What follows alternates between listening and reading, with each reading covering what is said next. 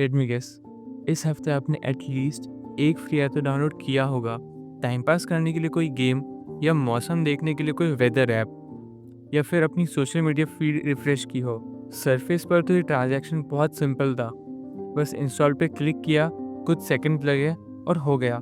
लेकिन क्या हो अगर ये सिंपल ट्रांजैक्शन आपकी सबसे महंगी खरीदी हो।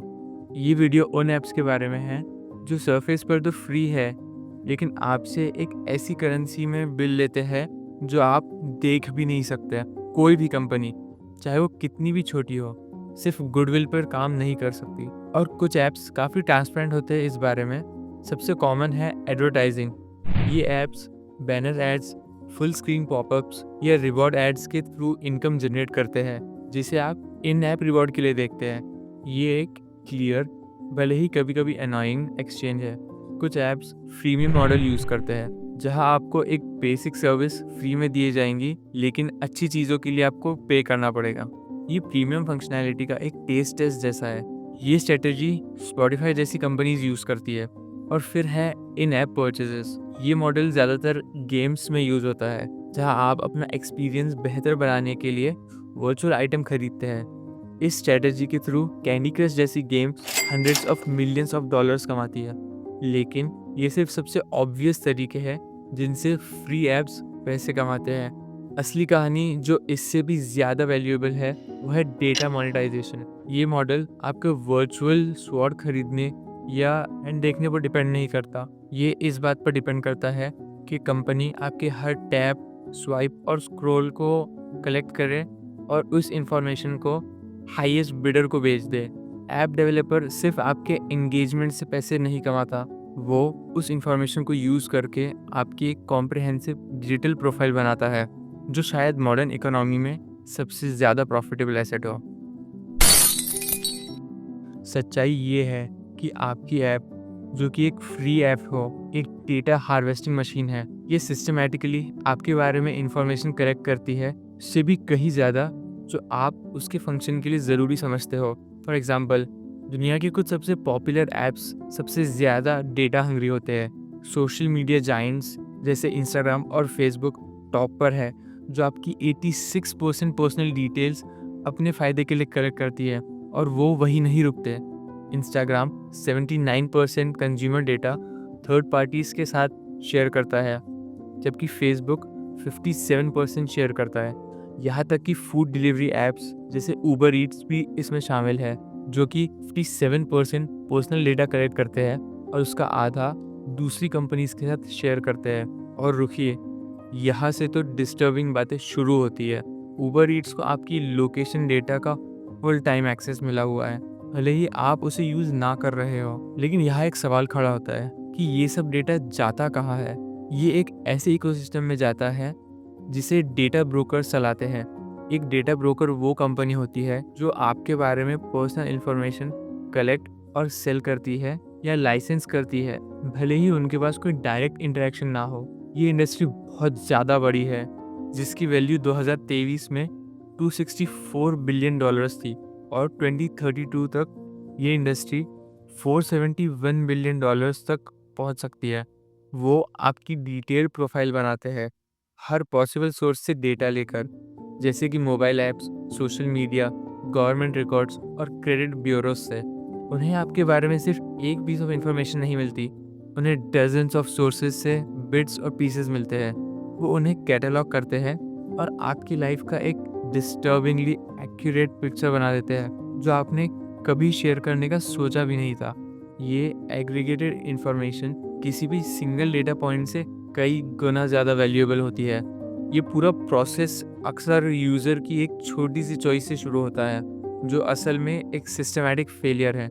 The permission screen. जब आप एक ऐप डाउनलोड करते हैं तो वो आपसे आपके माइक्रोफोन, कैमरा, कॉन्टैक्ट्स या लोकेशन एक्सेस करने की परमिशन मांगता है। एक सोशल मीडिया ऐप के लिए कैमरा एक्सेस लॉजिकल लग सकता है, लेकिन एक सिंपल फ्लैशलाइट या मेट्रोमोन ऐप के लिए ये एक बड़ा रेड फ्लैग है। प्रॉब्लम ये है कि परमिशन स्क्रीन एक लेजिटिमेट रिक्वेस्ट और एक डेटा हार्वेस्टिंग के लिए डिज़ाइन की गई रिक्वेस्ट में फ़र्क नहीं बताता।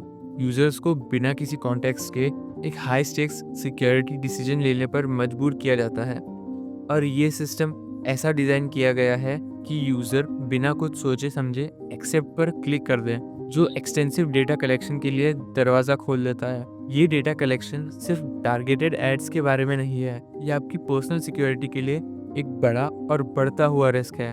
इसके कॉन्सिक्वेंसेस अक्सर ट्रेजिकली आयरॉनिक होते हैं। कंसिडर द टी ऐप, जिसे एक डेटिंग सेफ्टी ऐप के रूप में एडवर्टाइज किया गया था, जो लेडीज़ को मेन के बारे में रेड फ्लैग्स शेयर करने देती थी। इसमें यूजर्स को अपनी आइडेंटिटी, सेल्फीज और फोटो आईडीज से वेरीफाई करनी पड़ती थी।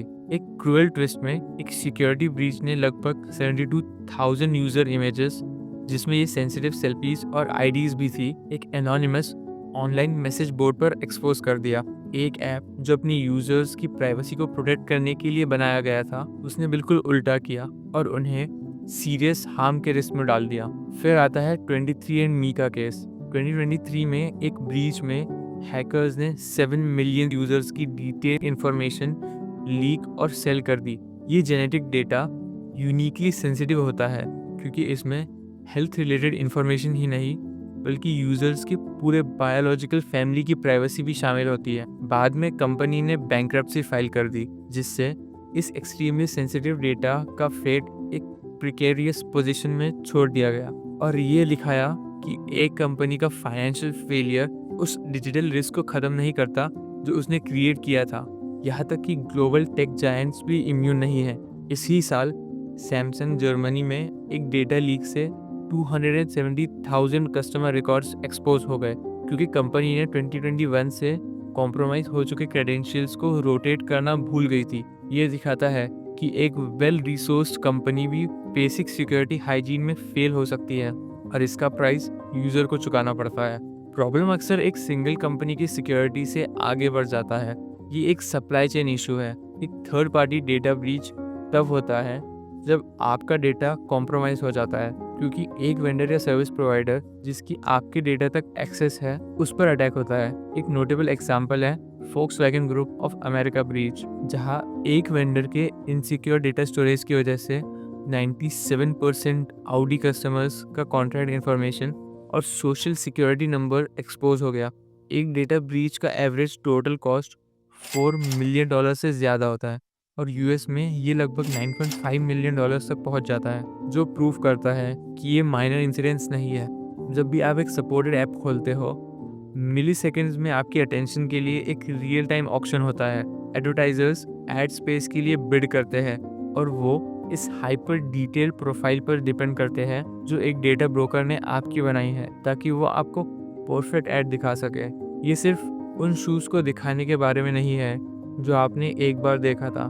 ये आपके डेटा को यूज़ करके आपको ऐसे बिहेवियर में मैनिपुलेट करने के बारे में है जो आपके लिए फ़ायदेमंद नहीं है, जैसे कि सोशल मीडिया प्लेटफॉर्म्स पर एंडलेस स्क्रॉलिंग, सिर्फ इसलिए ताकि वो ज़्यादा से ज़्यादा एड सर्व कर सके। जो डेटा आपने फ्री में दिया वो उनके लिए कॉस्ट नहीं है, वो एक टूल है जिसे वो आपकी बिहेवियर को कंट्रोल करने के लिए यूज़ कर सकते हैं। इन मल्टी बिलियन डॉलर इंडस्ट्रीज़ के सामने पावरलेस फील करना आसान है, लेकिन खुद को प्रोटेक्ट करने के लिए पावर बहुत रियल है और ये कुछ सिंपल स्टेप्स से शुरू होती है। रिसर्च दिखाती है कि जहां 92% अमेरिकन्स अपनी ऑनलाइन प्राइवेसी को लेकर परेशान हैं, वहीं बहुत कम लोगों ने प्रोएक्टिव स्टेप्स लिए हैं, जैसे कि प्राइवेसी सेटिंग्स बदलना या VPN यूज़ करना। अगर अमेरिका में ये हालत है तो इंडिया को तो भूल ही जाओ। कंसर्न और एक्शन के बीच का ये डिस्कनेक्ट एक पहला हर्डल है जिसे हमें ओवरकम करना है। अब बात करते हैं कि आप क्या कर सकते हैं। ये एक चेकलिस्ट है जो आप आज ही यूज़ कर सकते हैं अपनी डिजिटल प्राइवेसी को वापस लेने के लिए। डाउनलोड करने से पहले परमिशंस को समझदारी से हैंडल करें। इंस्टॉल टैप करने से पहले ऐप जो परमिशंस मांग रहा है उन्हें देखें। अगर एक सिंपल गेम आपके कैमरा एक्सेस या माइक्रोफोन या कॉन्टैक्ट्स का एक्सेस मांग रहा है तो ये एक बड़ा रेड फ्लैग है कि वो ज़रूरत से ज़्यादा डेटा कलेक्ट करने के लिए डिज़ाइन किया गया है। रिसर्च करें, हमेशा रिव्यूज़ पढ़ें और डेवलपर्स के बारे में रिसर्च करें। ऑफिशियल प्ले स्टोर से ही ऐप्स डाउनलोड करें और अनजान या अनवेरिफाइड सोर्सेज से आए ऐप्स से सावधान रहें, क्योंकि उनमें मैलिशियस कोड हो सकता है। डाउनलोड करने के बाद परमिशंस को रिव्यू और रिवोक करें। अपने फ़ोन पर हर ऐप की परमिशन को रेगुलरली रिव्यू करें। अपनी सेटिंग्स में जाकर उन ऐप्स से कैमरा, माइक्रोफोन और कॉन्टैक्ट्स का एक्सेस रिवोक कर दे जिसे इनकी बिल्कुल ज़रूरत नहीं है। लोकेशन सर्विसेज को लिमिट करें। जिन ऐप्स को काम करने के लिए आपकी लोकेशन की ज़रूरत है, उनकी settings only while using the app कर दे। ये उन्हें बैकग्राउंड में लोकेशन टैग करने से रोकता है। अनयूज्ड ऐप्स को डिलीट करें। अननेसेसरी डेटा कलेक्शन को रोकने के लिए उन ऐप्स को अनइंस्टॉल कर दे जो आप अब यूज़ नहीं करते। जब वो आपके डिवाइस पर होंगे ही नहीं तो डेटा कलेक्ट कैसे करेंगे। सोशल साइन इन्स को अवॉइड करें। जब आप एक नए ऐप के लिए साइन अप करते हैं तो अपने सोशल मीडिया अकाउंट का यूज़ अवॉइड करें। ये ऐप को आपकी सोशल नेटवर्क प्रोफाइल से इंफॉर्मेशन कलेक्ट करने और डेटा शेयर करने से रोकता है। अपडेटेड रहे। अपने ऐप्स और ऑपरेटिंग सिस्टम को अप टू डेट रखें ताकि आप उन वल्नरेबिलिटीज से बचे रहे जिसे हैकर्स एक्सप्लॉइट कर सकते हैं। ना आई नो ये सब थोड़ा हैसल लग रहा है, लेकिन यह सवाल आपकी प्राइवेसी का है। यह आलस किया तो ज़िंदगी भर पछताना पड़ सकता है। अल्टीमेटली पावर कंज्यूमर के हाथ में है। एथिकल ऐप डेवलपर्स ये जानते हैं, वो मिनिमल परमिशंस मांगते हैं, ट्रांसपेरेंट रहते हैं कि उन्हें आपके डेटा की ज़रूरत क्यों है। ये वो ऐप्स हैं जो आपकी प्राइवेसी की रिस्पेक्ट करते हैं और आपको एक कस्टमर की तरह वैल्यू देते हैं, ना कि एक प्रोडक्ट की तरह। अगली बार जब आप वो फ्री बटन देखें, एक बार रुक के खुद से पूछिए इसका असली प्राइस क्या है। अगर आपको ये वीडियो इन्फॉर्मेटिव लगी तो do subscribe my channel for more such videos. तब तक के लिए आप ये वीडियो चेक कर सकते हैं जिसमें मैंने बताया हूँ कि एक टीचर यूट्यूब से कैसे करोड़ों कमा रहा है।